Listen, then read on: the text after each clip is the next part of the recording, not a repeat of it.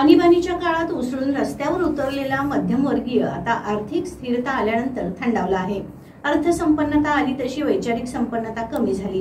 त्यामुळे कोणीही कसंही वागलं, कसंही निर्णय घेतले, कोणावरही अन्याय केला तरी कोणाला कशाचंच काही वाटत नाही। लोकशाहीचं असंही राहिले नाही।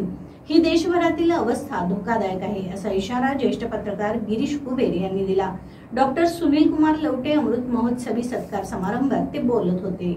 डॉक्टर सुनील कुमार लवटे अमृत महोत्सवी सत्कार समारंभ राम गणेश गडकरी हॉल इथं दिमाखात झाला। या निमित्त महाराष्ट्राची प्रबोधन परंपरा, इतिहास, वर्तमान आणि भविष्य हा त्यांच्या व्याख्यानाचा विषय होता। अध्यक्षस्थानी ज्येष्ठ इतिहास संशोधक डॉक्टर जयसिंगराव पवार होते।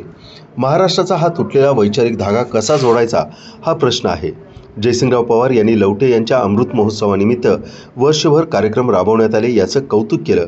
ते म्हणाले, तर्कतीर्थ लक्ष्मण शास्त्री जोशी यांच्या 18व्या खंडाचं लवटे यांनी केलेलं काम ही त्यांची मोठी महाराष्ट्र सेवा आहे।